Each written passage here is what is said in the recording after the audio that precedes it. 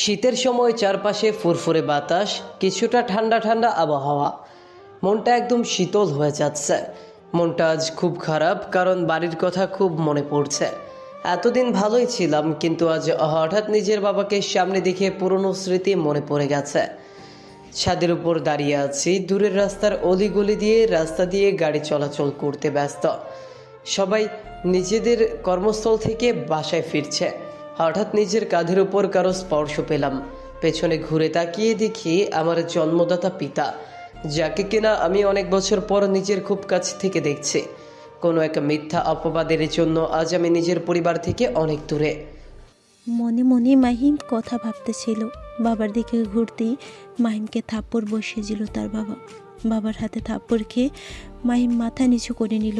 এখানে তার কিছু বলার নেই। নিজের বাবা মারছে তো আর কি বলবে। নিজের বাবা মা, নিজের পরিবারের উপর তোর এত অভিমান যে 8 বছর হয়ে যাচ্ছে তোর বাসায় যেতে ইচ্ছে করে না।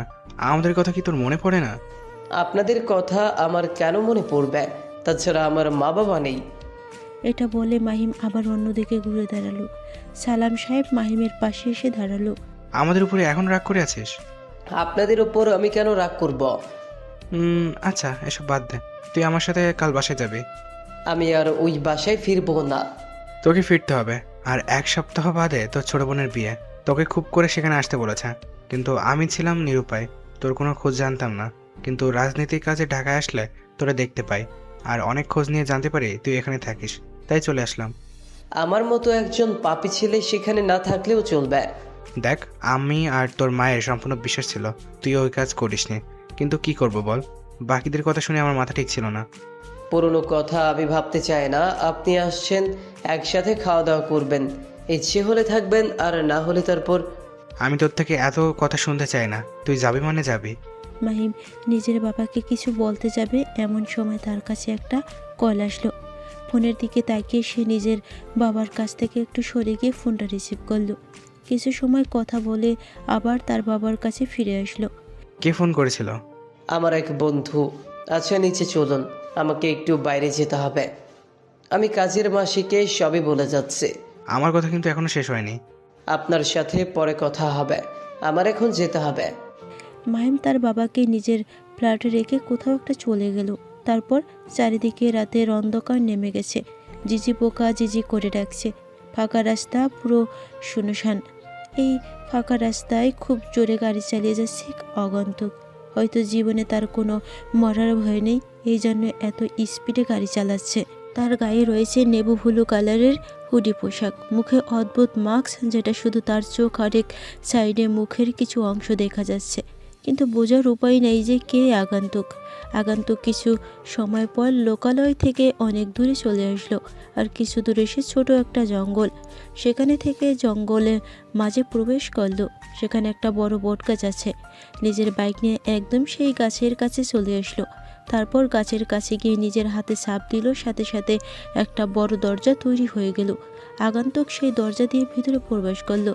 ভিতরে প্রবেশ করার সাথে সাথে এক অন্য জগতে চলে আসলো, যেটা আগন্তুকের একদম নিজেই তৈরি করে এক জায়গায়। কিছু সময় বাইক চালিয়ে কিছু দূর অতিক্রম করলো। চারপাশে নামি দামি অস্ত্র, কম্পিউটার আছে, আর আশেপাশে রয়েছে তার বাহিনী। আগন্তুক গাড়ি থেকে নামার সাথে সাথে সেখানে উপস্থিত হলো তার ডান হাত এনকে। আসসালামু আলাইকুম ভাই, কেমন আছেন? ওয়ালাইকুম আসসালাম। আলহামদুলিল্লাহ ভালো। আমি যে কারণে এসেছি। চলেন বস, রুমে গিয়ে কথা বলছি। হুম। দুইজন রুমে গেল। বস, খবর দেওয়ার ছিল সেটা দিয়ে দিয়েছি, তবু আপনি এখানে আসার কারণ? তুমি নিশ্চয়ই জানো আমি কোনো কারণ ছাড়া কিছু করি না, তবুও বোকার মতো কথা বলছ। সরি ভাই। আমি তোমার থেকে কাঙ্ক্ষিত খবর পেয়েছি। এখন আমাকে একটা কাজের জন্য বাইরে যেতে হবে, আর আমি যতদিন না ফিরবো সব কিছু তোমাকেই সামলাতে হবে। ঠিক আছে ভাই, কিন্তু কোথায় যাবেন? সেই কাজের মূল কে, তাকে ধরতে নাকি? হ্যাঁ, আমি তাকে খুঁজে বের করব। কে এমন দেশের মধ্যে বেআইনি কাজ করছে, আর রাজনীতি নিয়ে কে এত কূটনৈতিক কাজ করছে, খারাপ কাজ করছে, আমি বের করেই ছাড়ব। তাছাড়া আমার আরও একটি কাজ আছে, তাই সেখানে আমার যেতে হবে। ঠিক আছে ভাই, আপনি যেটা ভালো মনে করেন দয়া করে আমাকে কিন্তু অবশ্যই জানাবেন। হ্যাঁ, আমার দরকার পূর্বেই। তোরা সব সময় রেডি থাকবি, আমি কল দেওয়া মাত্র সেখানে এসে হাজির হব। হুম। ডেডলি ভয়েস লিডার এমকে ডান হাত এনকে সাথে কথা বলতেছিল। নিজের কথা মতো শেষ করে সে সিক্রেট জায়গা থেকে বেরিয়ে গেল। তারপর মাহিম রাতে বাড়ি ফিরল। বাড়িতে এসে দেখলো যে তার বাবা এখনও জেগে আছে। কি হলো, আপনি এখনো জেগে আছেন কেন? খালা ওনাকে খেতে দিয়েছেন? না, অনেকবার খেতে বলেছি, কিন্তু উনি আপনার জন্য অপেক্ষা করছেন। আপনার অপেক্ষা করা উচিত হয়নি। অনেকদিন তোর সাথে খাওয়া হয়নি, তাই অপেক্ষা করছে। তাড়াতাড়ি ফ্রেশ হয়ে আয়। খালা, তুমি খাবার রেডি করো, আমি ফ্রেশ হয়ে আসছি। এটা বলে মাহিম নিজের রুমে চলে আসলো। তারপর ফ্রেশ হয়ে খাবার টেবিলে চলে আসলো। আসুন, অনেক রাত হয়েছে, তাড়াতাড়ি খেয়ে নিন। মাহিমের ডাক শুনে সালাম খাবার টেবিলে আসলো। মাহিমের বাবা এসেছে, তাই মাহিম রান্না করার খালাকে সব ভালো ভালো খাবার রান্না করতে বলেছিল। মাহিমের কথা অনুযায়ী খালা সব রান্না করেছে। খাবার টেবিলে ভরা। সালাম মাহিমের সামনে এসে বসলো। খালা, ওনাকে খাবার তুলে দিন। মাহিমের কথা অনুযায়ী তিনি খাবার দিতে লাগলো। মাহিম খাওয়া শুরু করলো, সালাম খাচ্ছে না। কি হলো, আপনি খাচ্ছেন না কেন? আমি খাবো, যদি তুমি আমার কথা রাখো। আমি কি কথা রাখবো? আমি বেঁচে থাকতে আর সে বাড়িতে পা রাখছি না। তুমি যদি বাড়িতে না যাও তাহলে আমিও ভাত খাবো না, আর নাই ঢাকা শহর থেকে যাব। আর আমি না গেলে তোমার বোনের বিয়ে হবে না। আর বিয়ে না হলে বুঝতে পারছো সবাই তোমার বোনের নামে আমার নামে কি বলবে। লোকে বলবে এমপি মেয়ের বিয়ে না দিয়ে পালিয়েছেন। আমি গেলে তো আরো বেশি সমস্যা হবে। খারাপ ছেলে যদি আপনার মেয়ের বিয়ে ভেঙে যায়। কিছু হবে না, আমি সব সামলে নিব, তুমি শুধু রাজি হয়ে যাও। সালামের কথা শুনে মাহিম কিছু একটা চিন্তা করলো। মাহিমকে ভাবতে দেখে সালাম তার দিকে তাকিয়ে রইল। আচ্ছা ঠিক আছে, আমি যেতে রাজি আছি, কিন্তু আমি বিয়ের আগের দিন যাব। আশা করছি এটা নিয়ে আর কোনো কথা বলবেন না। আচ্ছা ঠিক আছে, তাই হবে। তুমি যে যেতে রাজি হয়েছো এটাই অনেক। এবার তাহলে খাওয়া শুরু করেন। মাহিম আর সালাম খাওয়া শুরু করলো। খাওয়া দাওয়া শেষ করে মাহিম রুম দেখিয়ে দিল। তারপর মাহিমের বাবা চলে গেছে আজ 5 দিন হলো। মাহিম নিজের সকল কিছু গুছিয়ে নিয়ে বের হলো বাসা থেকে। ছোট একটা ব্যাগে সব কিছু নিয়েছে। বাসা থেকে বের হয়ে মাহিম একটা রিক্সা নিল। চারপাশে সবাই নিজের কাজ করতে ব্যস্ত, নিজেরাই নিজের গৌণত্বে যাচ্ছে। মাহিম আশেপাশে তাকিয়ে দেখছে মাহিমের চুলগুলো একটু বড়, তাই বাতাসে উড়ে যাচ্ছে। কিছু কিছু উড়ে মাহিমের চোখের উপর পড়ছে। খানিক সময় বাদে মাহিম একটা বড় বিল্ডিংয়ের সামনে চলে আসলো। এখানে কেন হচ্ছে সেটা একটু পরে জানা যাবে। মাহিম ভাড়া মিটিয়ে দিয়ে সেই বাড়ির ভিতরে প্রবেশ করলো কোনো বাধা ছাড়াই। মাহিম গিয়ে কলিং বেল চাপলে একজন লোক এসে দরজা খুলে দিল। কেমন আছেন ছোট সাহেব? আমি ভালো আছি, আপনি কেমন আছেন? ভালো আছি বাপ, ভিতরে আসো। মাহিম চাচার কথা অনুযায়ী ভিতরে প্রবেশ করলো। মাহিম সোফায় বসার কিছু সময় পর উপর থেকে দুজন নেমে আসলো। একজন এসেই মাহিমের কান চেপে ধরলো। আম্মু লাগছে, কি করছে ছাড়ো, কান বড় হয়ে হাতির মতো হয়ে যাবে। হয়ে যাক, তাতে তোর কি? আমার তো অনেক কিছুই। কান বড় হয়ে গেলে তখন আর কোনো মেয়ে পছন্দ করবে না, তখন তুমি তোমার ছেলের বউ পাবে না। আমার ছেলে বেশ সুন্দর, সব মেয়ে পেছনে পড়ে থাকবে। তো বাঁচা ধন, আজ এতদিন পর কোথা থেকে উদয় হলে? কোথা থেকে আর উদয় হব, নিজের বাসা থেকে। তো ব্যাগপত্র গুছিয়ে এবার কোথায় যাওয়া হচ্ছে ঘুরতে? বাবা, এবার এমন এক জায়গায় যাচ্ছি যেটা সিক্রেট। এমন কোথায় যাচ্ছ যেটা সিক্রেট? বলা যাবে না। তুই আমার একমাত্র ছেলে, তাহলে তুই আমাকে রেখে কেন ঘুরে বেড়াস? মা, এখনই তো সময়, কাজের ভেতর গেলে তখন তো আর পারবো না। রাবেয়া, মাহিম একদম ঠিক বলেছে। তাছাড়া তুমি জানো তো কয়েক মাস পর তার দায়িত্ব শুরু। মাহিম তার বাবা মার সাথে কথা বলে নাস্তা করে সেই বাড়ি থেকে বের হলো। তারপর বড় একটি বাস শ্যামলী সেই বাসে করে মাহিম নিজের গ্রামের উদ্দেশ্যে রওনা দিচ্ছে। বাস চলতে শুরু করেছে। কয়েকটি স্টপ পার হবার পরই ট্যাঙ্কাল থেকে একটি মেয়ে বাসে উঠল। কোন জায়গায় সিট ছিল না, এই জন্য মেয়েটি এসে মাহিমের পাশে বসলো।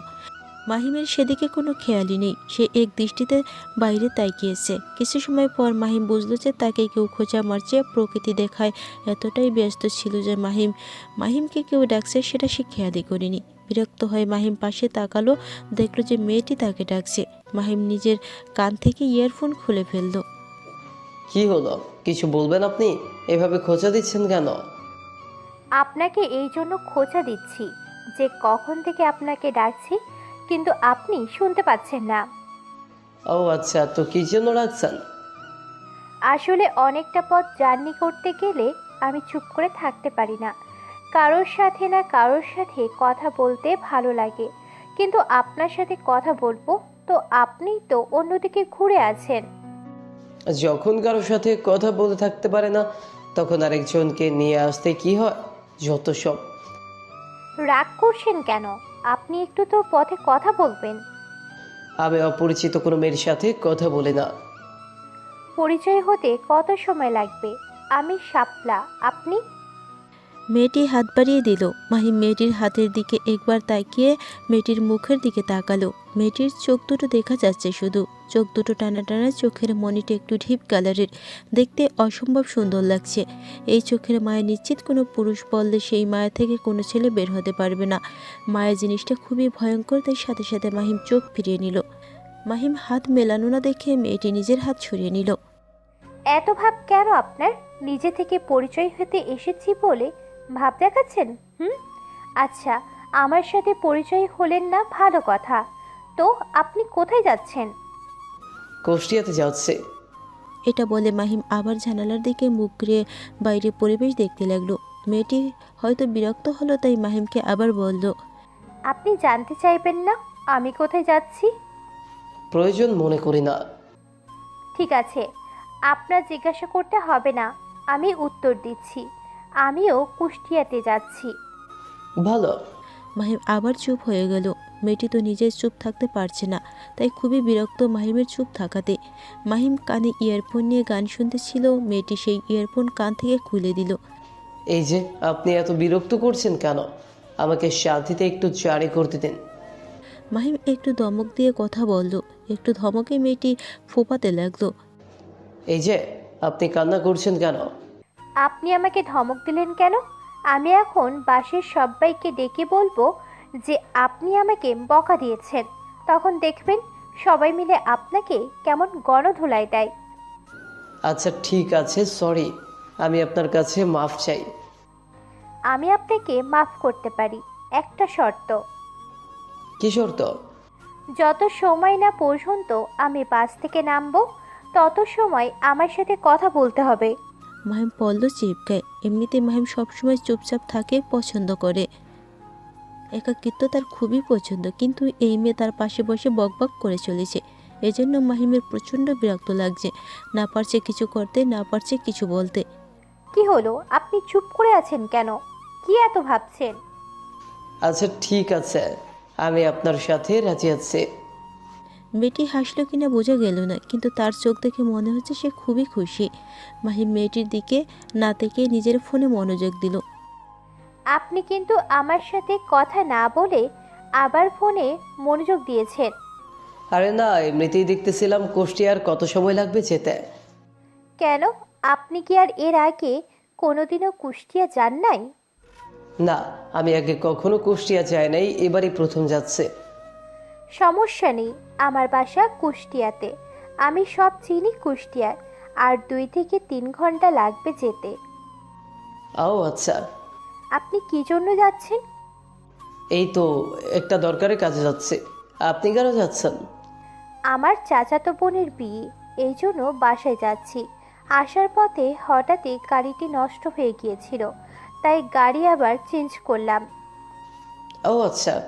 মাহিম আবার চুপ করে মেয়েটি বলল, এই ছেলেটি আগাগোড়া কেমন চুপ থাকে। আপনি কি এখন চুপ থাকায় পছন্দ করেন? আপনার হঠাৎ এমন প্রশ্ন কেন? না, এই যে কেমন কথা না বলে আবার চুপ হয়ে গেলেন। আমি তো সব কিছুই জিজ্ঞাসা করছি, আপনি তো কিছুই বলছেন না। কই কিছু বলছি না, এই যে আপনার সাথে কথা বলছি। তো ঢাকায় কোথায় থাকেন আপনি? ঢাকা ফার্ম গেট। আমিও তো সেখানেই থাকি, কিন্তু আপনাকে তো কোনোদিনও দেখিনি। ঢাকা শহরের যত মানুষ সেই ভিড়ে আমাকে কিভাবে দেখবেন? কথা বলতে বলতে কখন যে 2 ঘন্টা পার হয়ে গেল তারা দুজনই বুঝতে পারল না। শাপলা নামের মেয়েটি মাহিমের কাছ থেকে বিদায় জানিয়ে চলে গেল। মাহিম যেন হাঁপ ছেড়ে বাঁচল। মাহিম বাস থেকে নামলো। কুষ্টিয়া শহরে পা দেওয়ার সাথে সাথে তার কিছুটা অনুভূতি হলো যে নিজের জন্মভূমি, নিজের এলাকায় পা দিয়েছে। সাথে কিছু পুরনো অতীত নিজের চোখের সামনে ভাসতে লাগলো। সেসব বাবা বাদ দিয়ে মাহিম আশেপাশে দেখতে লাগলো সব কিছু পরিবর্তন হয়ে গেছে। তারপর নিজের জন্মস্থান, নিজের শহরে অনেক বছর পা দিল মাহিম। চারপাশটা তার কাছে খুবই অচেনা, কিছুই চেনে না সে।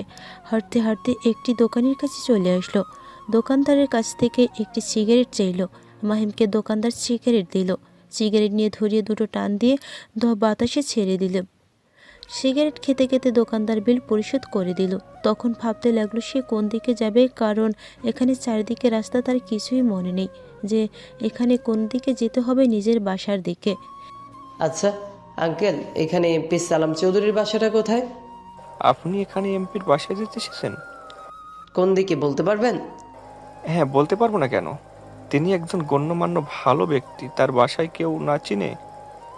আপনি ওই সামনের অটো স্ট্যান্ডে গিয়ে এমপির বাসায় যাবেন, এটা বললেই আপনাকে তারা নিয়ে যাবে।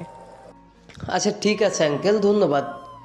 মাহিম সিগারেটটা সম্পূর্ণ রাস্তায় ফেলে দিল, তারপর পা দিয়ে পিষে ফেলল। পকেটে এক হাত ঢুকে সামনের দিকে হেঁটে চলল। কাঁধে তার স্কুল ব্যাগ, যেখানে কিছু জামা কাপড় আছে। হাঁটতে হাঁটতে অটো স্ট্যান্ডে চলে আসলো। ভাইয়া, আপনি কি আমাকে এমপি সালাম চৌধুরীর বাড়িতে নিয়ে যেতে পারবেন?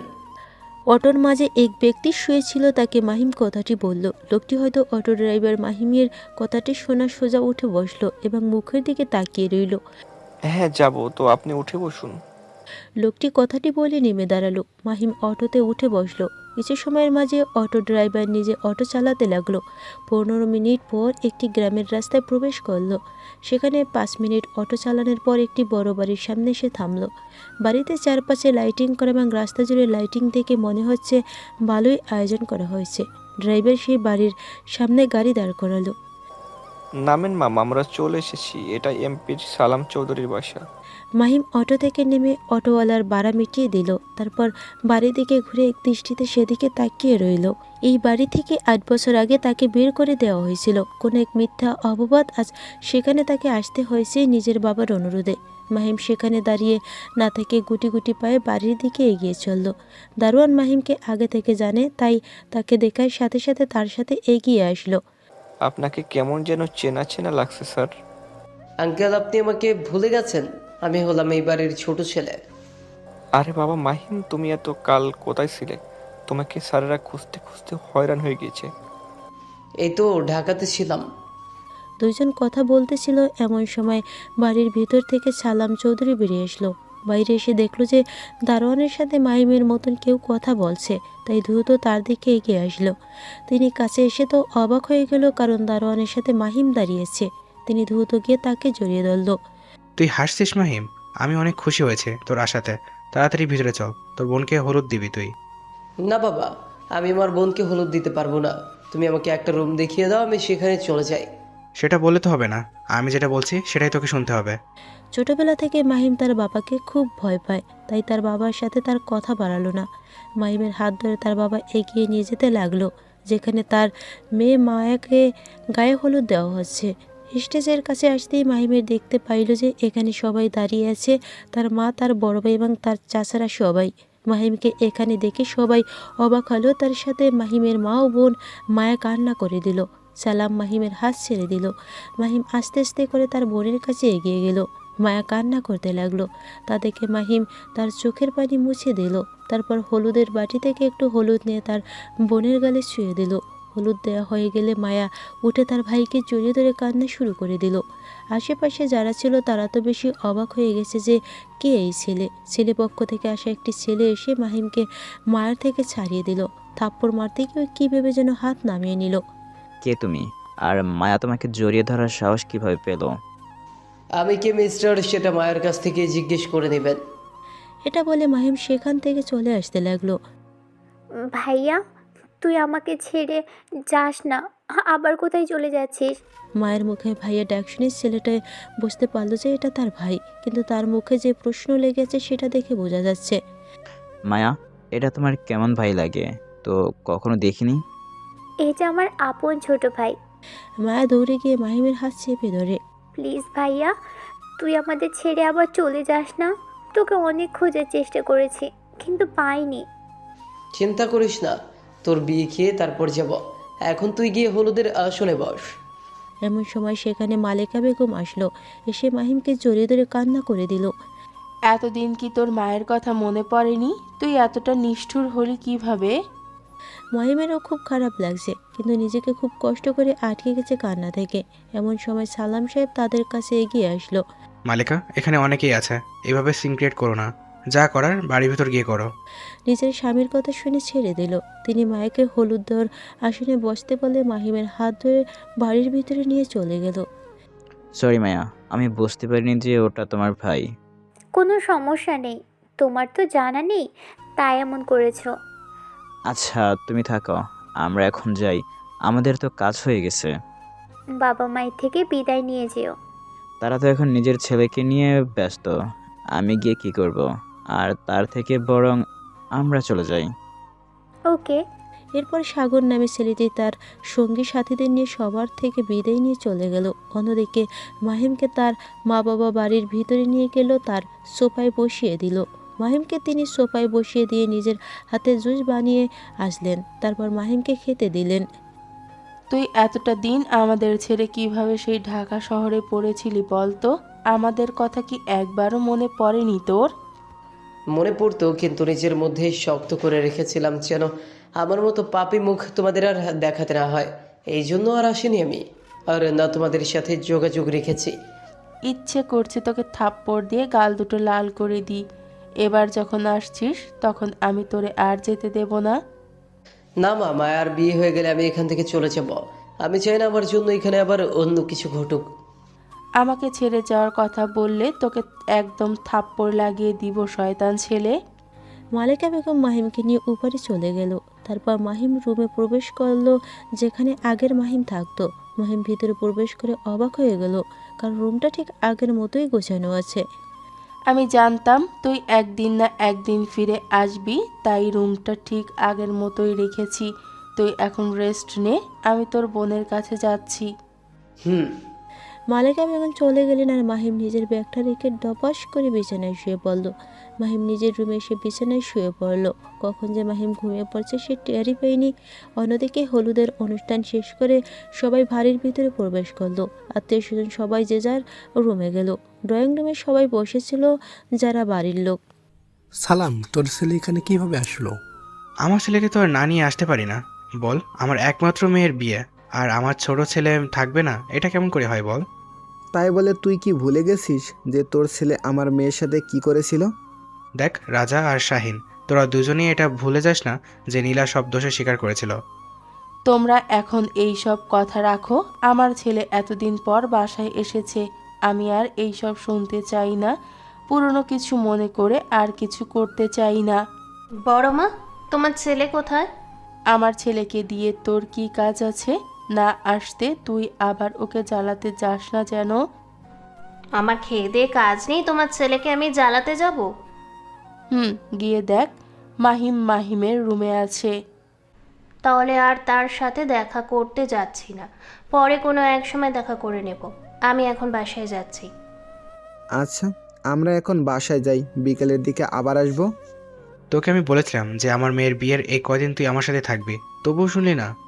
আরে ভাই, আমার বাসা আর তোর বাসা কি অনেক দূরে নাকি যে গিয়ে আসতে পারবো না? পাশেই তো আছি। রাজা আরও কিছু সময় কথা বলে নিজের স্ত্রীর মেয়েকে নিয়ে বাড়ি থেকে বেরিয়ে গেল। রাজা হলো সালাম চৌধুরী খুবই ঘনিষ্ঠ একজন বন্ধু, আর তার মেয়ের নাম বৃষ্টি মাহিমের সাথে একসময় পড়তো। মা, আমি এখন এই হলুদের শাড়ি খুলে ফ্রেশ হইনি। ঠিক আছে মায়া, যা। নীলা, তুই আমার ছেলের কাছ থেকে দূরে থাকবি। আমি চাই না যে তোর জন্য আমার ছেলে আবার এই বাড়ি ছেড়ে চলে যা। তোমাকে ভয় পেতে হবে না বড় আম্মু, এখন আমার একটা ছেলে আছে, আমার সংসার আছে। তখন হয়তো ছোট ছিলাম, এই জন্য কিছু বুঝতে পারিনি। তোর বুঝতে হবে না, তুই এখন ছোট মানুষ। বড়রা নিজেদের মধ্যে কথা বলতে লাগলো, ছোটরা গান বাজনা করতে লাগলো। জোরে জোরে গান বাজছে, এইদিকে এত জোরে গান বাজার জন্য ঘুম ছুটে গেল। মাহিম বিরক্ত হয়ে উঠে পড়ল। তারপর অষ্টমী গিয়ে ফ্রেশ হয়ে এসে নিজের ড্রেস চেঞ্জ করে নিল। জানালা খুলে দেখলো যে প্রায় সন্ধ্যা হতে চলল। মাহিম নিজের রুম থেকে বেরিয়ে ছাদের দিকে হাঁটা ধরল। ছাদের গেট খোলা ছিল, মাহিম ভিতরে প্রবেশ করলো। চারপাশে অনেক লাইটিং জ্বলছে, ছাদটা খুবই সুন্দর লাগছে। মাহিম হাঁটতে হাঁটতে এক কোণে গিয়ে দাঁড়ালো। আকাশের দিকে তাকিয়ে ভাবতে লাগলো তার সাথে অতীতে কি ঘটে গেছে। 8 বছর আগে মাহিম একদিন দুপুরে নিজের রুমে শুয়েছিল। এমন সময় তার চাচাতো বোন নীলা তার রুমে আসলো। নীলা দেখতে অসম্ভব সুন্দর। পাড়ার অনেক ছেলে আছে যারা নীলার সাথে প্রেম করতে চায়, কিন্তু নীলা তাদের সাথে শুধু টাইম পাস করে। অনেক ছেলের সাথে প্রেম করে তাদের ছেড়ে দিয়েছে। এজন্য নীলাকে মাহিম একটুও পছন্দ করে না। মাহিম, বৃষ্টি আর নীলা একই সাথে একই স্কুলে কলেজে পড়াশোনা করতো। কিরে নীলা, তুই এই সময় আমার রুমে কেন? আর রুমের দরজা বন্ধ করছিস কেন?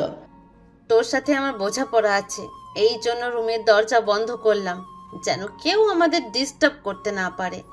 তুই কি এমন কথা বলবি যে রুমের দরজা বন্ধ করা লাগবে?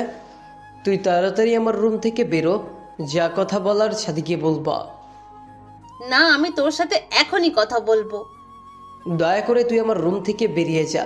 ছোট মা ছোট বাবা দেখলে কি বলবে? এসব আমি বুঝি না, তুই আমার সাথে প্রেম করবি কিনা তাই বল। তোর সাথে আমি কেন প্রেম করব? তোর তো বয়ফ্রেন্ডের অভাব নেই। কতটা ছেলের সাথে তুই প্রেম করিস, এমনকি আমার বন্ধু নাফিসের সাথেও তুই প্রেম করিস। আমি তো ওদের কাউকে ভালোবাসি না, আমি ভালোবাসি তোকে, তাই প্রতিবার তোকে প্রপোজ করি, কিন্তু তুই প্রতিবার আমাকে ফিরিয়ে দিস। দেখ নীলা, এসব ফালতু কথা শোনার টাইম নেই আমার। তুই আমার রুম থেকে বের হ। তুই আমার কথায় রাজি হবি না তো? না, তুই এখন যা। তাহলে দেখ আমিও কি করি। এটা বলে নীলা নিজের কামিজে হাতা ছিঁড়তে লাগলো এবং মাহিমের দিকে এগিয়ে আসতে লাগলো। এসব দেখে খুবই অবাক হয়ে গেল। কিরে, তুই এইসব কি করছিস? নিজের জামার হাতা ছিঁড়ছিস কেন? আমার কথায় তো তুই রাজি হলি না, এবার দেখ আমি কি কি করি। নীলা কথাটি বলে একদম মাহিমের বিছানার কাছে চলে আসলো এবং মাহিমকে জড়িয়ে ধরলো। মাহিম অনেক ছাড়ানোর চেষ্টা করলে কিন্তু কোনোভাবেই সফল হতে পারল না। নীলা শুধু মাহিমকে জড়িয়ে ধরল না, জোরে জোরে চিৎকার করে নিজের মা বাবাও মাহিমের মা বাবাকে ডাকতে লাগলো। নীলা, তুই আমাকে ছাড়। এসব কি করছিস? তোর মান সম্মান থাকবে না। সেটা পরে দেখা যাবে, তুই তো এমনিতেও আমার হলি না। লোকে এমনিতেই তো বলে না, সোজা আঙুলে ঘি না উঠলে আঙুল বাঁকা করতে হয়। নীলার চিৎকার শুনে সবাই মাহিমের রুমে সামনে চলে আসলো। কি হয়েছে নীলা, তুই মাহিমের রুমে কেন আর চিৎকার করছিস কেন? বড় আব্বু, তুমি আমাকে বাঁচাও, তোমার ছেলে আমাকে নষ্ট করার জন্য জোরাজুরি করছে। ভাই আপনি দরজা ভেঙে ফেলুন, না হলে আমার মেয়ের কিছু হয়ে যাবে। শাহিনের কথা শুনে দুজন মিলে রুমে দরজা ভেঙে ফেললো এবং দেখলো যে মাহিম আর নীলা একে অপরকে জড়িয়ে ধরে আছে। এখানে কি করেছে সেটা মাহিম আর নীলা ছাড়া কেউ জানে না, কিন্তু শরীরের সারটা না থাকার জন্য বাড়ির সবাই বিশ্বাস করলো যে যেটা নিজের চোখে দেখলো। জানো রে বাচ্চা, এই দিনটা দেখার জন্য তোকে আমি জন্ম দিয়েছিলাম, তুই আমার মান সম্মান কিছু রাখলি না। এটা বলে মাহিমকে বিছানা থেকে তুলে ধাক্কা দিয়ে ফেলে দিল। সাথে সাথে মাহিমের মাথা গিয়ে দরজার কোণায় লাগলো এবং কেটে গেল। বাবা, বিশ্বাস করো, আমি নীলার সাথে কিছুই করি নাই। ও জোর করে আমার সাথে। একটা মেয়ের কাছে সবচেয়ে বড় জিনিস হলো তার ইজ্জত, আর তুই কিনা বলছিস যে নীলা নিজেই তাকে ইজ্জত নষ্ট করতে এসেছে, হারামজাদা। এটা বলে শাহিন মাহিমকে মারতে লাগলো। ভাই আপনি যদি মাহিমকে এই বাড়ি থেকে বের করে না দেন তাহলে আমি এই বাড়িতে থাকতে পারবো না। তুই কোনো চিন্তা করিস না শাহিন, এমন কুলাঙ্গা ছেলের জন্য আমার আর তোর মধ্যে ফাটল ধরুক সেটা আমি চাই না। এরই মাঝে রাজা, বৃষ্টি এবং বৃষ্টির মা মাহিমের বাসাতে চলে আসলো। মাহিমকে বেল্ট দিয়ে মারতে মারতে নিচে নিয়ে আসলো। কি হয়েছে? তুই এভাবে মারছিস কেন? বড় মা, কি হয়েছে? বড় আব্বা মাহিমকে এমন মারছে কেন? বৃষ্টির কথা শুনে তিনি মুখ ঘুরিয়ে নিলেন। নীলার দিকে তাকে বুঝতে পারলো যে এখানে কি করেছে, সেজন্য বৃষ্টি আর কিছুই বলল না। সালাম, তুই তোর ছেলেকে বাড়ি থেকে বের করে দে। সামনে নির্বাচন, বাইরের কেউ যদি জানতে পারে যে তোর ছেলে এমন কুলাঙ্গার, তাহলে তোকে কেউ ভোট দেবে না। নিজের বন্ধুর এমন কথা শুনে সালাম চৌধুরী কিছু একটা ভাবলো, তারপর সেখান থেকে চলে গেল। কিছু সময় আগেও মাহিমের জীবন অনেক হাসি খুশি ছিল, কিন্তু খানিক সময় বাদে যে নিজের জীবনে এমন অন্ধকার নেমে আসবে সেটা মাহিম ভাবতে পারেনি। মা, তোমরা বিশ্বাস করো, আমি এমন কিছু করতে চাইনি। তুই আমাকে মা বলে ডাকবি না, তোর ওই পাপি মুখে আমি মা ডাক শুনতে চাই না। মাহিম তার মায়ের পা জড়িয়ে ধরতে গেল, কিন্তু তার মা নিজের পা সরিয়ে নিল। তোর ওই পাপি হাত দিয়ে আমাকে স্পর্শ করবি না। ছোট আম্মু, ছোট আব্বু, তোমরা তো বিশ্বাস করো, নীলার সাথে কিছুই করিনি। মাহিমের কথা তাদের দুইজনই বিশ্বাস হলো না। তারা দুজন মুখ ঘুরিয়ে নিল। মাহিম কোনো উপায় না দেখে রাজা ও রেহনা বেগমের কাছে গেল, কিন্তু তাদেরকে বলার পরও তারা বিশ্বাস করল না। মাহিম এবার বৃষ্টির সামনে গিয়ে দাঁড়ালো। বৃষ্টির চোখে পানি, হয়তো নিজের চোখের পলক ফেললে চোখ দিয়ে পানি গড়িয়ে পড়বে। তুই অন্তত বিশ্বাস কর, আমি নীলার সাথে কিছুই করিনি। আমার সাথে। মাহিম আর কিছু বলতে পারল না। তার আগে বৃষ্টি মাহিমের গালে থাপ্পড় বসিয়ে দিল। তারপর কান্না করতে করে বাড়ি থেকে বেরিয়ে নিজের বাড়িতে চলে গেল। বৃষ্টির উপর মাহিমের অনেক বিশ্বাস ছিল, কিন্তু সেও যে তাকে অবিশ্বাস করবে মাহিম সেটা ভাবতে পারেনি। কাউকে বিশ্বাস করাতে পারলো না যে সে নির্দোষ। এমন সময় সালাম সাহেব একটি ব্যাগ নিয়ে এসে মাহিমের পায়ের কাছে ছুঁড়ে মারল। বেরিয়ে যা আমার বাসা থেকে। তোর মতো কুলাঙ্গার ছেলে জায়গা আমার বাড়িতে নেই। তোর মুখ যেন আমাদের আর দেখতে না হয়। এটা বলে সালাম সাহেব উপরে চলে গেলেন।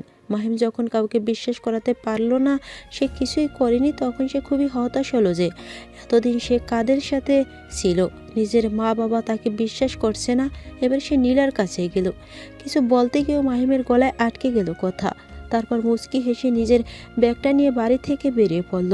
কারোর সাথে কোনো কথা না বলে সন্ধ্যা পার হয়ে গিয়েছে। এই জন্য কেউ বুঝতে পারল না যে চৌধুরী বাড়ির ছেলে কেমন করে বাড়ি থেকে চলে গেল। কিছু সময় বৃষ্টির বাড়ির সামনে দাঁড়ালো, কিন্তু বৃষ্টিকে দেখতে পারল না, তাই মনের দুঃখ নিয়ে সে হাঁটতে লাগলো। মারার কারণে তার পুরো শরীর ব্যথা হয়ে গেছে, এই জন্য সে হাঁটতে পারছে না। এরপর মাহিম কোনো একভাবে ঢাকায় চলে আসে। মাহিম ছাদের উপর দাঁড়িয়ে নিজের অতীত ভাবতেছিল। এমন সময় তার পিছনে কারো উপস্থিত অনুভব করলো। পিছনে তাকিয়ে দেখলো যে বাসের সেই মেয়েটি। তাকে দেখে মাহিম বেশ অবাক হলো। কি হলো, আপনি এখানে? এটা আমার বাসা, আর আমি থাকবো না? আপনার বাসা মানে? এটা আমার বাসা মানে আমি আপনার ছোট চাচার মেয়ে। তাহলে তুমি মিলি? এই তো এখন চিনতে পারছেন দেখছি। আমাকে তো দেখি আপনি ভুলেই গেছেন। উফ, আপনি তো আমার পরিচিত, তাহলে আর আপনি আপনি করছি কেন? তুমি করে বলবো। সেটা তোমার ইচ্ছে, কিন্তু তুই তো অনেক বড় হয়ে গেছিস। তোকে তো আমি চিনতেই পারিনি। তুই বাসে নিজের নাম শাপলা বললি কেন?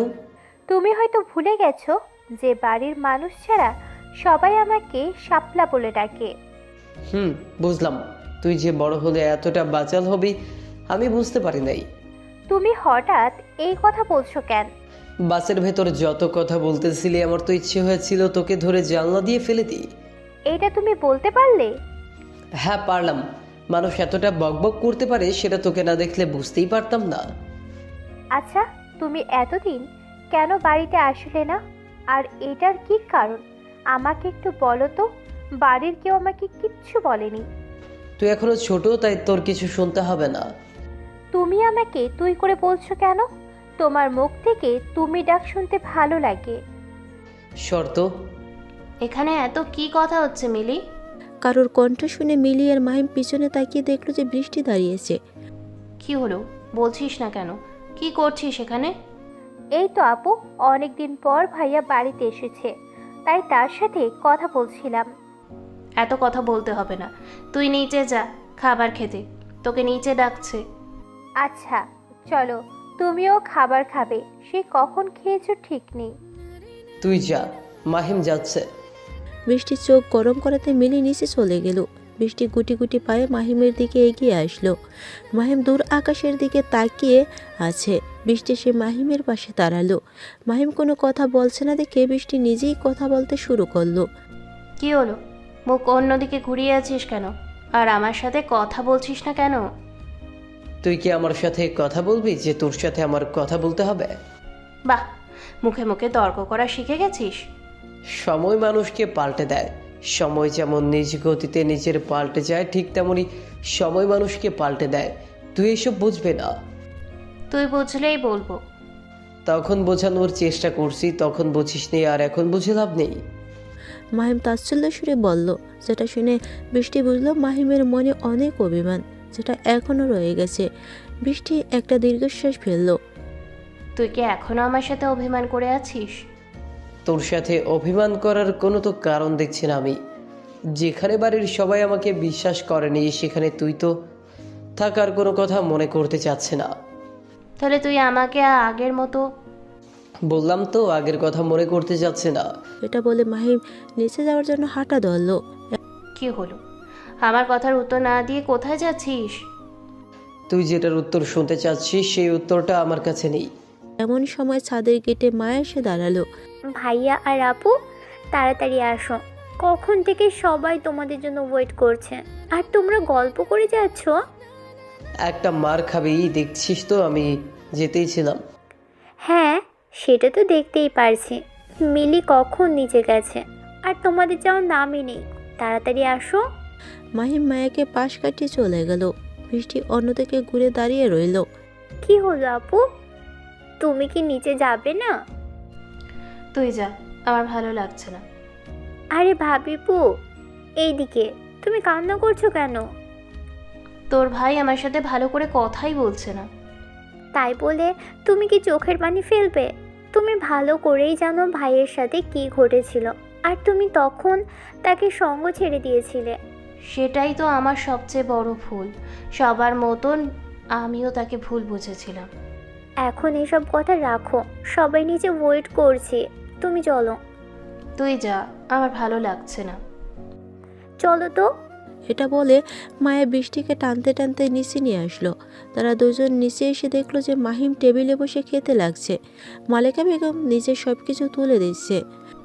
দেখছিস, তোর মা তোর ভাই আসতে না আসতেই কত আদর শুরু করে দিয়েছে, আর এইদিকে যে আমরা আছি সেটার খেয়ালই নেই। এত পাকনা কথা বলতে হবে না, বসে পড়, তোরেও খেতে দিচ্ছি। মায়ার বৃষ্টি খেতে বসে পড়ল। খাওয়া দাওয়া করার সময় মাহিম বুঝতে পারল যে তার পায়ের সাথে কেউ পা দিয়েছে। সামনে তাকিয়ে দেখলো যে বৃষ্টি মুচকি হাসছে। মাহিম তাড়াতাড়ি খেয়ে টেবিল থেকে উঠে বলল এবং চলে গেল। রাত 12টা কি 1টা। গ্রামের পাশে একটু পুরনো জঙ্গল আছে। সেই জঙ্গলের ভিতরে আছে একটি পুরনো বাড়ি, যেখানে কোনো মানুষ যায় না। গ্রামের অনেক মানুষ বলেছে সেখানে ভূত আছে, কিন্তু এই সুযোগটাকেই কাজে লাগিয়েছে কিছু দুষ্কৃতীরা। পুরনো সেই বাড়ির ভিতরে একটি চেয়ারে বসে আছে এক ব্যক্তি, যার কথা ভিতরে সবাই কাজ করছে। তাড়াতাড়ি মালগুলো ভ্যানে তোল, আর রাতের ভিতর মালগুলো শহরে পাচার করে দিতে হবে। ঠিক আছে বস, আপনি কোনো চিন্তা করবেন না, আমরা খুব তাড়াতাড়ি কাজটা করে ফেলবো। হ্যাঁ, আর আমি শুনেছি যে পুলিশ ফোর্স খুব কড়া গার্ড দিয়েছে। হ্যাঁ ভাই, কয়েকদিন ধরে পুলিশ খুবই জ্বালাতন করছে, কিন্তু আমাদের ধরতে তারা পারবে না। আর ধরলেই বা কি, আমরা হলাম রোল্যাক্স গ্যাংয়ের লোক, আমাদের দেখে তো তারা থরথর করে কাঁপবে। সেটা তুমি একদম ঠিক বলেছিস। গ্যাংয়ের লোগো দেখলেই সকল পুলিশের হাওয়া টাইট হয়ে যায়। তাহলে আর চিন্তা কিসের বস? ওই পুলিশকে নিয়ে আমার কোনো চিন্তা নেই, চিন্তা হচ্ছে বসকে নিয়ে। বস এই মাসের সবচেয়ে বেশি ডিল ফাইনাল করেছে এবং সেগুলো খুব তাড়াতাড়ি পাচার করে দিতে হবে। তাছাড়াও বস কয়েকদিনের মাঝে 20 মেয়েকে জোগাড় করতে বলেছে। তোরা তাড়াতাড়ি এই কাজটা করতে লেগে পড়।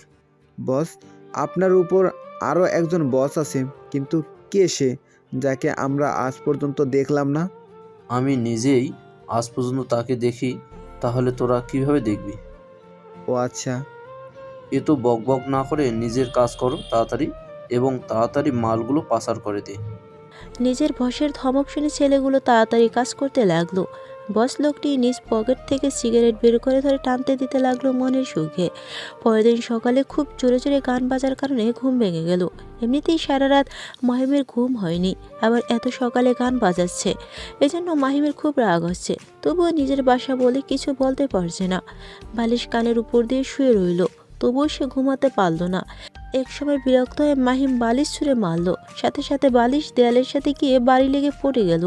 এমন সময় রুমের ভিতরে মায়া প্রবেশ করলো।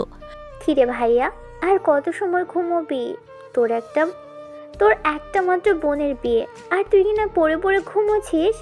বড় ভাইয়া সব একলা একলা কাজ করছে, আর তুমি কিনা ঘুমোচ্ছ এখনো? ঘুমোতে আর পারলাম কোথায়? সারা রাতে গান বাজিয়েছিস, আবার সকাল হতে গান বাজানো শুরু করেছিস। একটা মাত্র দিন, একটু তো বাজাবেই বলো। কিন্তু তুই তাড়াতাড়ি নিচে আয়, কারণ আম্মু তোকে ডাকছে।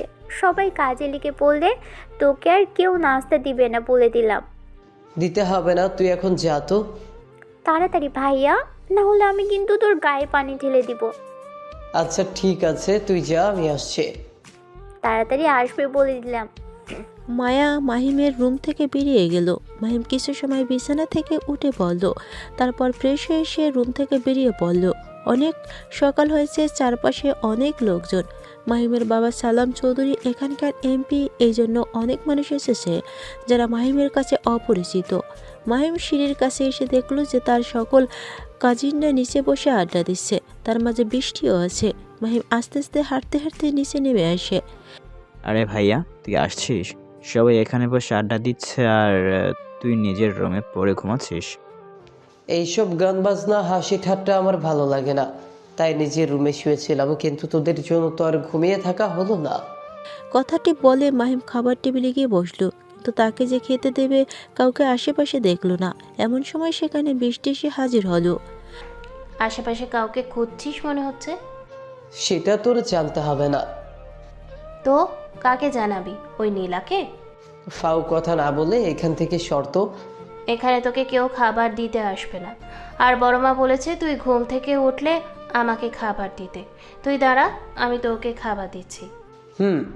মাহিম সেখানে বসেছিল, বৃষ্টি কিচেন থেকে খাবার নিয়ে আসতেছিল। এমন সময় সেখানে মিলি উপস্থিত হলো। কি হলো, তুমি এত দেরি করে ঘুম থেকে উঠলে কেন? আর রাতে তোমাকে দেখলাম না। রাতে সবাই কত মজা করলাম, তুমি জানো? এইসব জানার প্রয়োজন মনে করি না আমি। তুমি এত খারাপ কেন? সবাই কত আনন্দ করছে আর তুমি একা ঘরে বসে থাকছো। এমন সময় বৃষ্টির মাহিমের জন্য নাস্তা নিয়ে আসলো, তারপর টেবিলের উপর দিল।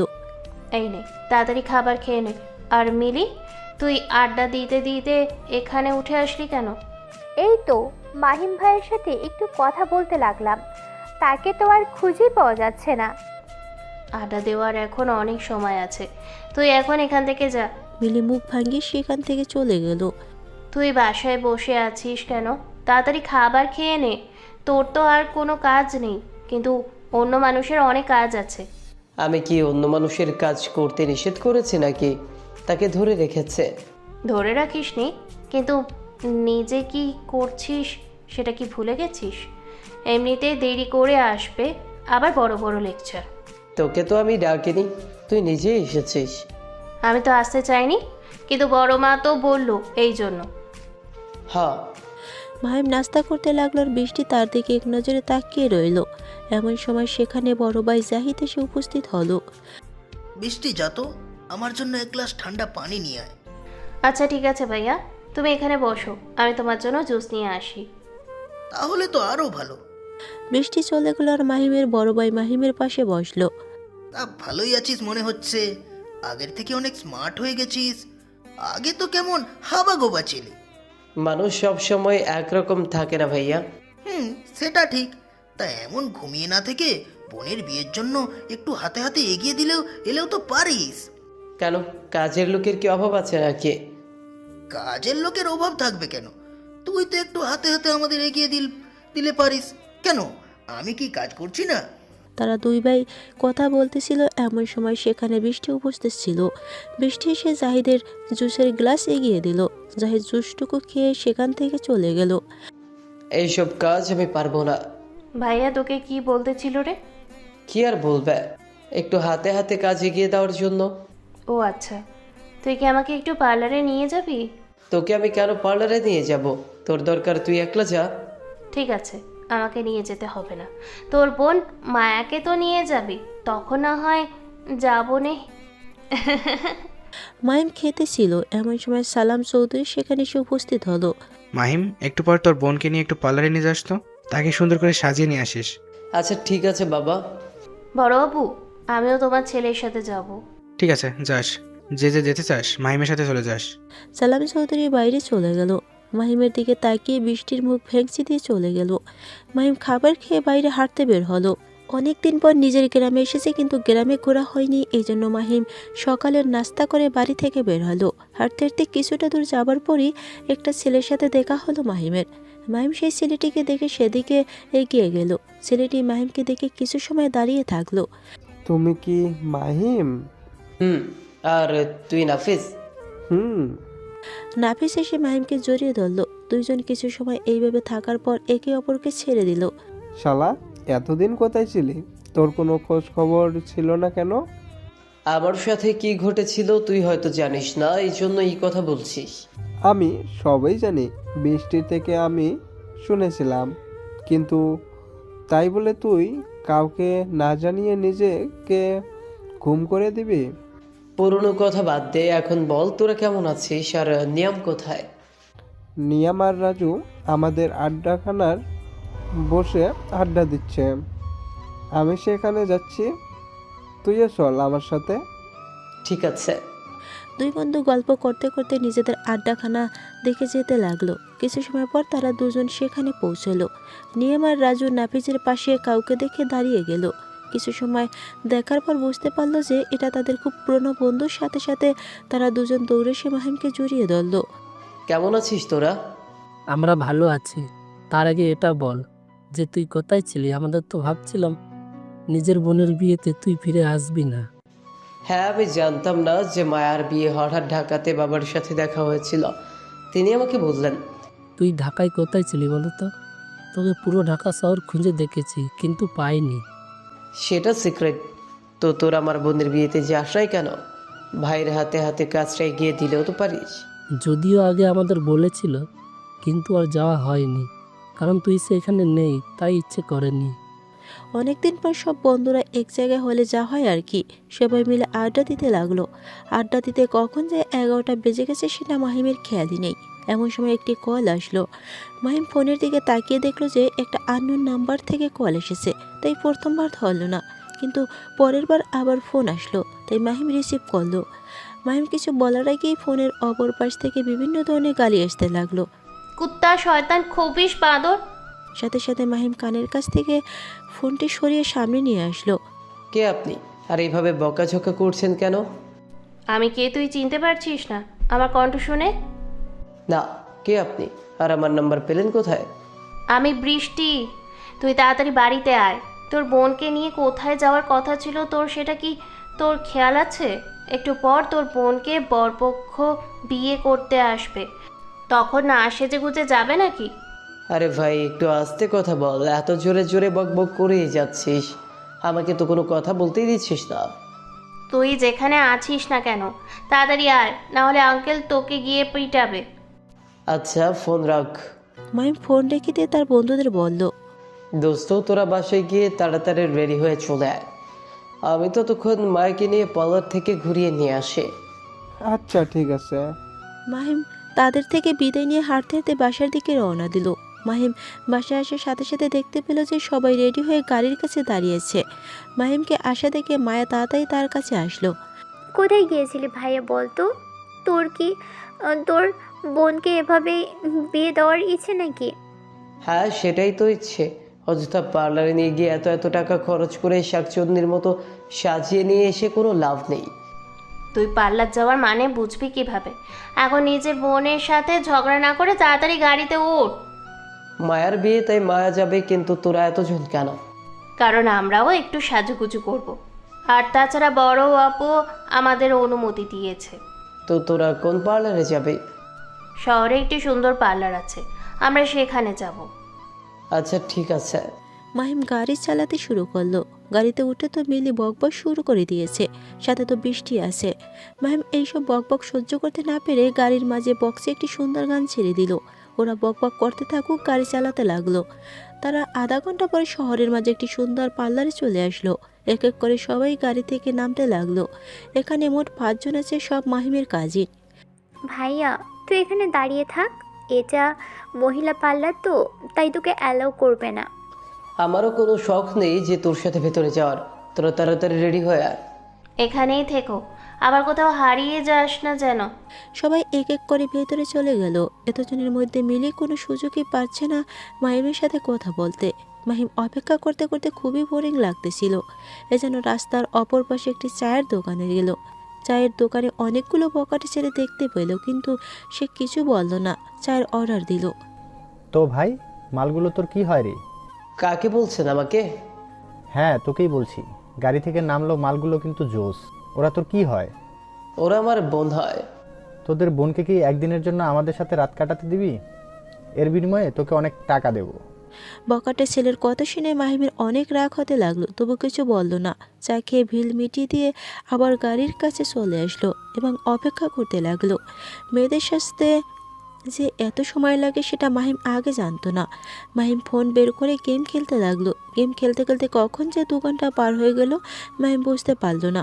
এমন সময় কথা বলতে বলতে তারা পার্লার থেকে বেরিয়ে আসলো। মাহিম সামনে তাকিয়ে অবাক হয়ে গেল, কারণ মনে হচ্ছে সামনে থেকে এক ঝাঁক পরী হেঁটে আসছে। তোদের সাজতে এত সময় লাগে, আগে জানলে তোদের সাথে মোটেও আসতাম না। বিয়ের অনুষ্ঠান, একটু সাজতে তো সময় লাগবেই। এখন বল তো আমাদের কেমন লাগছে? মাহিম একবার সবার দিকে তাকিয়ে মায়াকে বলল, তোদের সবাইকে এক একটা পেতনির মতো লাগছে, যা বোঝানোর মতো নয়। শুধু শুধু টাকাগুলো নষ্ট করলি। এমনিতেই তোরা আগে থেকে পেতনি, আবার সেজে গুজে পেতনি হয়ে এসেছিস। মাহিমের কথা শুনে তারা খুব রেগে গেল, কিন্তু কিছু বলার আগে বকাটে ছেলেগুলো তাদের কাছে চলে আসলো। আরে সুন্দরী, তোমাদের সুন্দরের কদর তোমার ভাই বুঝবে না, কিন্তু আমরা খুব ভালো করে বুঝতে পারবো। চলো, আজ রাতটা আমাদের সাথে কাটিয়ে আসবে। তোমাদের আমার খুব পছন্দ হয়েছে। মুখ সামলে কথা বল, না হলে তোর জিভ টেনে ছিঁড়ে ফেলবো। ভাই, আমার মনে হচ্ছে এই মেয়েটার ভোল্টেজ বেশি। আগে কিন্তু আমরা এই মেয়েটার সঙ্গেই রাত কাটাবো। ভাইয়া তুই এদের কিছু বল, তোর সামনে আমাদের এসব খারাপ খারাপ কথা বলছে আর তুই কিছু না বলে চুপ করে আছিস। মায়া রাস্তায় কুকুর ঘেউ ঘেউ করলেই তাকে গিয়ে আমরা মারবো না, বরং ছি ছি করে তাড়িয়ে দেওয়া উচিত। মাহিমের মুখে এমন কথা শুনে বকাটে ছেলেগুলো রেগে গেল এবং তেড়ে এসে মাহিম তার কাজিনদের নিয়ে পার্লারে এসেছিল। 2 ঘন্টা যাবার পর তারা পার্লার থেকে বের হয়। এমন সময় রাস্তার অপর পাশ থেকে বকাটে ছেলেগুলো মাহিমদের কাছে চলে আসলো এবং বিভিন্ন রকম খারাপভাবে কথা বলতে থাকে। এতে মায়া ও বৃষ্টি প্রচণ্ড রেগে যায়। দেখ, তুই কিন্তু আমাকে চিনিস না। আমি হলাম এখানকার এমপির মেয়ে, আমার সাথে লাগতে আসিস না। ওরে সুন্দরী, তাই নাকি? তুই যদি এমপির মেয়ে হয়ে থাকিস তাহলে আমি এখানকার সাবেক এমপির একমাত্র ছেলে। আমারও পাওয়ার কম নেই যে তোর বাবাকে দেখে ভয় পাবো। বিবাহিত নিয়ে কি করে, ওর তো আগেই শেষ। নেব আমরা কচি মেয়েগুলো, এমপির মেয়ে, আর ওই মেয়ে তেজ বেশি, ওটাকে নেব, তারপর মস্তি করে শেষ করে দেব। মাহিম, তুই কিছু বুঝিস না কেন? এরা তোর সামনে আমাদের যা তাই বলছে, আর তুই মুখ বুজে দেখে যাচ্ছিস। কুকুর যদি পায়ের কাছে এসে ঘেউ ঘেউ করে, তাহলে তাই বলে কি আমি কুকুরের পায়ের কাছে গিয়ে ঘেউ ঘেউ করব? ভাই, এই শালা আমাদের কুকুরের সাথে তুলনা করলো, আগে এর ব্যবস্থা করি। ঠিক আছে, ওই শালাকে বুঝিয়ে দে। আমিও কামরুল চৌধুরীর ছেলে, আবির চৌধুরী। 4-5 জন মিলে মাহিমকে মারতে আসলো। এটা দেখে তাড়াতাড়ি বৃষ্টি সামনে আসে। ছেলেগুলো বৃষ্টিকে সামনের দিকে ধাক্কা দিয়ে সরিয়ে দিয়ে মাহিমের কলার চেপে ধরলো, তারপর রাস্তার মাঝখানে নিয়ে গেল। প্লিজ দয়া করে আমার ভাইকে ছেড়ে দাও, আমার ভাইকে তোমরা কিছু বলো না। এটা তো বললে হবে না সোনা, তোমার ভাইকে তো একটু আদর যত্ন করতে হবে। এটা বলে আবির তাদের মারতে বলল। আবিরে তার বন্ধুরা মাহিমকে যে মারতে যাবে এমন সময় কোথা থেকে একটি গাড়ি চলে আসলো এবং গাড়ি থেকে কয়েকজন মুখোশধারী লোক নামলো, যাদের হাতে হকি স্টিক। তারা এসে আবিরের বন্ধুগুলোকে মারতে লাগলো। মার খেয়ে তারা চিৎপরাং হয়ে গেল। সবাই রাস্তার ওপর শুয়ে কাতরাচ্ছে। এক সময় সেই লোকগুলো আবার সেই গাড়িতে উঠে চলে গেল। এত সময় সবাই দাঁড়িয়ে দাঁড়িয়ে দেখতেছিল। মাহিমও সেই একই রাস্তার এক কোণে দাঁড়িয়ে তাদের মার খাওয়া দেখতেছিল। মাহিম রাস্তার অপর পাশ থেকে হাঁটতে হাঁটতে তাদের কাছে চলে আসলো। চলে আসাতে মায়া তাকে জিজ্ঞেস করলো, ভাইয়া তোর কিছু হয়নি তো? আর লোকগুলো কারা ছিল? সেটা তো আমিও জানি না, হয়তো ওদেরই কোনো সূত্র হবে। ভাগ্য ভালো সঠিক সময় তারা চলে এসেছিল, না হলে যে আমার কি অবস্থা করতে বুঝতেই পারছি না। তুই তো একটা গাধা, দাঁড়িয়ে দাঁড়িয়ে দেখতেছিলে, আমাদের কত কিছু বলে গেল। এখন বেশি কথা না বলে গাড়িতে উঠ তাড়াতাড়ি, এমনিতেই অনেক দেরি হয়ে গেছে। তখন দেখা যাচ্ছে যে বরযাত্রী চলে এসেছে, কিন্তু বউ গিয়ে এখনো পৌঁছয়নি। তোকে আমি পরে দেখে নিব, আর সুন্দরী তোমাদেরকেও। আবির কথাটি বলে তার বন্ধুদের কাছে চলে গেল। তাদের ধরে এক এক করে গাড়িতে তুলল। এদিকে মাহিম ও বাকিরা সবাই বাড়ির দিকে রওনা দিল। মাহিম নিজের রুমে রেডি হতেছিল, এমন সময় তার 3 বন্ধু হুড়মুড় করে তার রুমের ভিতরে প্রবেশ করলো। এমন করে ঢোকাতে মাহিম তার দিকে অবাক হয়ে তাকিয়ে রইল। কিরে, তোরা কি আমার বাড়িতে চুরি করতে এসেছিস যে দরজা ভেঙে চোরে ঢুকে পড়ছিস? ভেঙে চুরে কেন ঢুকবো? আমরা তো ভাবছি তোকে কেউ ঘুম করে দিয়েছে, এই জন্যই তাড়াতাড়ি ঢুকলাম। তোদের সেটা মনে হবার কারণ কি? কারণ তো আছেই, সে কখন বলে রুমে ঢুকছিলি, এখনো বের হওয়ার নামেই নেই। আর এদিকে বরপক্ষ চলে এসেছে, কিছু সময় পরে তোর বোনের বিয়ে পড়ানো শুরু হবে, আর তুই এখনো রেডি হয়ে যাচ্ছিস। নিচে কত মেয়ে ঘোরাঘুরি করছে, তোর জন্য শান্তিতে দেখতে পাচ্ছি না। ভাবলাম কই সবাই একসাথে দেখব। তোরা শালা সেই আগের মতোই রয়ে গেলি। চল, আমি রেডি হয়ে গেছি। মাহিম রুম থেকে বের হলো। সে একটি নেভি ব্লু কালারের পাঞ্জাবি পরেছে, চুলগুলো সুন্দর করে স্পাইক করা। তাকে দেখতে নায়কের থেকেও কম লাগছে না। মাহিম সিঁড়ির কাছে এসে দেখলো যে বাড়ির ভিতরে সবাই অনেক আনাগোনা করছে। তারা চারজন হেঁটে বাইরে চলে আসলো। বাইরে এসে দেখলো যে সবাই টেবিলে রেডি করে ফেলছে এবং বরযাত্রীরা গেটের কাছে আছে। বন্ধু চল গেটের কাছে যাই। সেখানে মনে হয় বৃষ্টি, নীলা এবং মিলিরা বরের থেকে টাকা আদায় করছে। একটু গিয়ে দাঁড়ালে হয়তো কিছু টাকা ভাগ পেতে পারি। আমি তোর মতন ফকির নয় যে কিছু টাকা নেওয়ার জন্য ওখানে যাই, তর্ক বিতর্ক করব। তাছাড়া এইসব আমার ঝামেলা ভালো লাগে না। আরে চল তো। নাফিস কথাটি বলে বাইরে হাত ধরে টান দিয়ে গেটের দিকে নিয়ে যেতে লাগলো। তারা চারজন গেটের কাছে চলে আসলো। মাহিম নাফিসের থেকে হাত ছেড়ে নিয়ে ভিড় থেকে একটু দূরে দাঁড়িয়ে থাকলো, আর তারা তিনজন ভিড়ের ভিতরে ঢুকে গেল।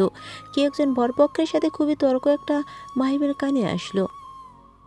মাহিম আরেকটু কাছে এগিয়ে গিয়ে দেখলো কি হচ্ছে। হঠাৎ মাহিমের নজর পড়লো বৃষ্টির দিকে। তাকে দেখে মাহিমের চোখ দুটো থমকে গেল, কারণ বৃষ্টি খুব সিম্পলভাবে নিজেকে সাজিয়ে তুলেছে। তার দিকে তাকাতে আরও বেশি অবাক হয়েছে যে বৃষ্টি নেভি ব্লু কালারের একটা শাড়ি পরেছে। মাহিমের মন যে কোন দিকে ছিল সে বুঝতে পারেনি যে তারা এত সুন্দর করে পার্লার থেকে সেজেছিল। আরে বিয়ে করতে আসছে আর সাথে টাকা নিয়ে আসেনি, মাত্র 20,000 টাকা চেয়েছি। এই টাকায় দিতে পারছে না, তাহলে আমার বোনকে নিয়ে গিয়ে খাওয়াবেন কি? তোমাদের খাওয়ানোর মতো আমাদের অনেক কিছুই আছে, কিন্তু তোমাদের দেওয়ার মতো টাকা আমার কাছে নেই, কারণ আমরা ফকিরের এত টাকা দেই না। আপনাদের মতো কিপটে লোক টাকা দিতে জানে নাকি যে কাউকে টাকা দিবে? এই রনি, এত ঝামেলা না করে টাকাটা দিয়ে দে। কেন রে সাগর, তোর শালিদের উপর কি দরদ ধরছে নাকি বিয়ে করার জন্য তোর হচ্ছে না? বন্ধুর মুখে এমন কথা শুনে বরের কথা বন্ধ হয়ে গেল। তারা আবার তর্ক করতে লাগলো। অনেক সময় তর্ক করার পর তারা গেট ছাড়লো। বরপক্ষ এসে নিজেদের আসনে বসে পড়ল। বৃষ্টি ও বাকিরা তো কাঙ্ক্ষিত টাকা পেয়ে তারা অনেক খুশি। তারা হাসতে হাসতে বাড়ির ভিতরে চলে গেল। কিছু সময় যাওয়ার পরে বিয়ে পড়াতে শুরু করলো। সময় যেতে লাগলো, বিয়ে পড়ানো সম্পূর্ণ হয়ে গেল। খাওয়া দাওয়া করার পর এবার কনের বিদায় নেওয়ার পালা। মায়া এক এক করে সবার থেকে বিদায় নিতে লাগলো। নিজের মাকে তো জড়িয়ে ধরে অনেক সময় কান্না করলো, তারপর বাবাকে জড়িয়ে ধরে অনেক সময়। নিজের বড় ভাই সবার থেকে বিদায় নিয়ে এবার মাহিমের কাছে আসলো। ভাইয়া, আমি তোকে অনেক মিস করেছি। দেখ, তুই যখন এলি আর আমি তখন চলে যাচ্ছি, তোর কাছে একটা আবদার করি। হ্যাঁ বল। এবার তুই মা বাবাকে ছেড়ে চলে যাস না। তুই চলে যাওয়াতে মা বাবা অনেক কষ্ট পেয়েছে। হাউমাউ করে কান্না করে মায়া জড়িয়ে ধরল মাহিমকে। মাহিমের চোখ দিয়ে পানি গড়িয়ে পড়ল। মাহিম নিজেকে সামনে নিয়ে মায়াকে হাসি মুখে বিদায় দিল। বরপক্ষ চলে গেল বাড়িতে, যেন শোকের ছায়া নেমে আসলো। বিয়ে বাড়িতে কনে চলে যাওয়ার পর কেমন অবস্থা হয় সেটা কম বেশি সবাই জানো। ঠিক তেমনই সালাম চৌধুরীর বাড়িতে হয়েছে। রাতে তেমন কেউ খাওয়া দাওয়া করেনি, সবাই যে যার রুমে ঘুমিয়ে গেছে। রাত 12টা বাজে।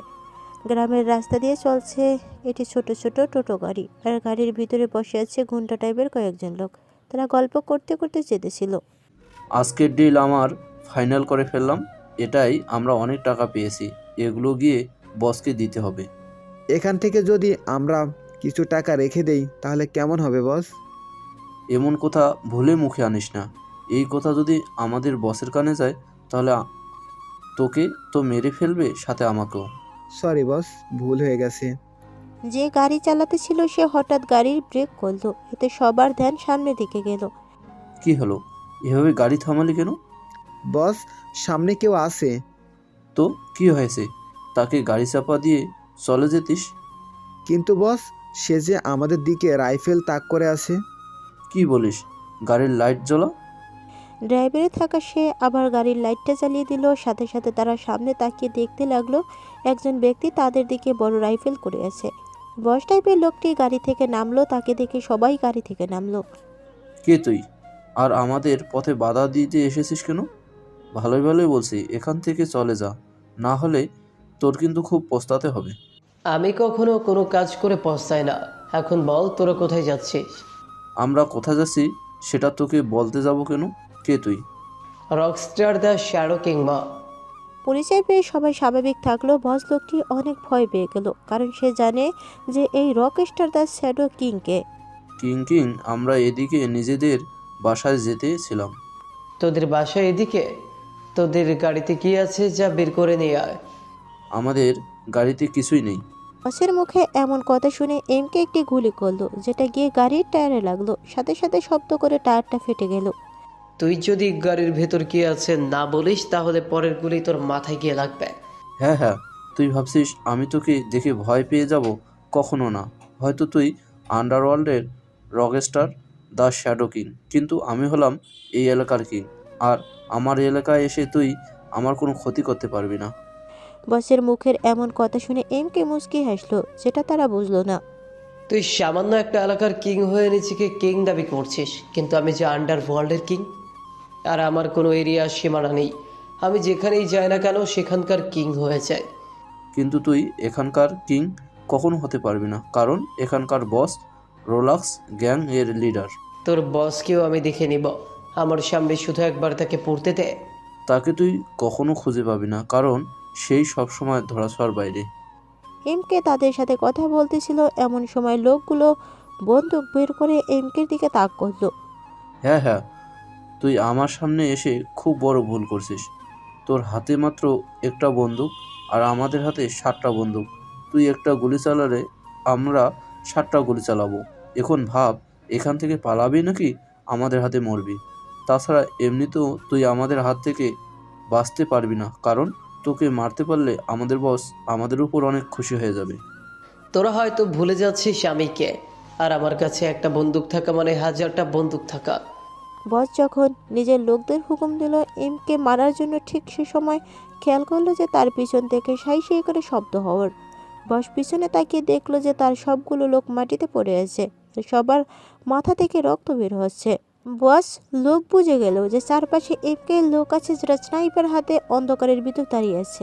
কিরে, তোর 7টি বন্দুক কোথায় গেল? এখন তো দেখছি একটিও নেই। সরি ভাই, আমার ভুল হয়ে গেছে, আপনি মাফ করে দিন। তোর কোনো মাফ নেই। গাড়িতে কি এমন আছে যা নিয়ে আয়, তাহলে তোকে মাফ করব। ঠিক আছে কিং, আমি এখনই নিয়ে আসছি। বস ভয় পেয়ে তাড়াতাড়ি গাড়ি বের করে গাড়ি থেকে সুটকেস বের করলো এবং হাঁটতে হাঁটতে এমকের সামনে নিয়ে চলে আসলো। এমকের সামনে সুটকেস দিল। এমকে নিজের বাইকের উপর রেখে সুটকেস খুলে দেখলো যে সেখানে অনেক টাকা। এইগুলো কিসের টাকা? নিশ্চয়ই কোনো খারাপ কাজ করে নিয়ে এসেছিস টাকাগুলো। ইয়াবা ড্রাগস নাকি মেয়ে পাচার করে টাকাগুলো নিয়ে এসেছিস? একটি ড্রাগসের ডিল ছিল, সেটা করে আমরা ফিরছিলাম। বাহ, তাহলে বল তোর বসকে, তাকে কেমন দেখতে? আমার বসকে আমি আজ পর্যন্ত তাকে দেখিনি। তাছাড়া আমি কেন বলবো যে আমার বস দেখতে কেমন? তুই বলে আন্ডারওয়ার্ল্ডের রকস্টার দ্য শ্যাডো কিং। তাহলে তুই খুঁজে বের কর যে আমার বসকে। ঠিক আছে, তাহলে তোর বসকেও জানিয়ে দিস যে তার কাউন্টডাউন শুরু হয়ে গেছে। এমকে যখন সুটকেস বন্ধ করে নিজের বাইকের পিছনে বাঁধতেছিল, এমন সময় ভস লোকটিকে বলে উঠল, হ্যাঁ, এখন তুই আমার হাতে মরবি। আমি জানি আশেপাশে তোর অনেক লোক আছে, কিন্তু গুলি করে আমি মারবো। এমকে পিছনে ঘুরে দেখলো যে ভস লোকটি বন্দুক ত্যাগ করে আছে এমকের দিকে। এটা দেখে এমকে মুচকি হাসলো, কিন্তু ম্যাক্সের আড়ালে সেই হাসিটা রয়ে গেল। হঠাৎ একটি গুলি এসে ভস লোকের পায়ে লাগলো, সাথে সাথে পা ধরে মাটিতে বসে পড়লো এবং কাতরাতে লাগলো। আমি তোকে মারবো না, আমি তোকে ছেড়ে দিলাম যেন তুই গিয়ে তোর বসকে আমার খবরটা দিতে পারিস। তাছাড়া তোর বস তোকে মেরে ফেলবে যখন জানতে পারবে যে তুই তোর কাজে ব্যর্থ হয়েছিস। কথাটি বলে নিজের বাইক নিয়ে চলে গেল, আর বস লোকটি সেখানে পড়ে রইল। তারপর রাতের মাহিমের ঘুম হচ্ছিল না, সেই জন্য নিজের রুম থেকে বেরিয়ে ছাদের উপর চলে আসলো। ছাদের এক দোলনা আছে, সেখানে গিয়ে বসে পড়ল। তারপর আকাশের দিকে তাকিয়ে কিছু ভাবতে লাগলো। একসময় মাহিম দোলনার উপর শুয়ে পড়ল। ভাবতে ভাবতে কখন যে ভোর হয়ে গেছে মাহিম টেরই পেল না। সারা রাত কি এখানেই কাটিয়েছিস? কারো কণ্ঠ শুনে যে সেদিকে তাকালো যে কেউ এসে দাঁড়িয়ে আছে পিছনে। তাকিয়ে দেখলো যে বৃষ্টি এসে দাঁড়িয়েছে। কি হলো, উত্তর দিচ্ছিস না কেন? এমনিতেই। কিন্তু তুই এত সকালে এখানে কি করছিস? এমনিতেই আসলাম। ও আচ্ছা। আচ্ছা বল তো, তুই কেন আমার সাথেই এমন করিস? ভালো করে কথা বলছিস না। আমি কি তোর সাথে খারাপ করে কথা বলছি? না, কিন্তু আগের মতো তো আর কথা বলছিস না। কারণ আমি আর আগের মতো নেই, সেই জন্য। বৃষ্টি যখন মাহিমের মাথার কাছে বসলো, মাহিম তখন দোলনা থেকে উঠে পড়ল আর চলে যেতে নিল, কিন্তু বৃষ্টি তার হাত ধরে ফেললো। কিন্তু মাহিম তার হাত ছাড়িয়ে নিয়ে নিজের রুমে চলে গেল আর বৃষ্টি দোলনায় বসে চোখের পানি ফেলতে লাগলো।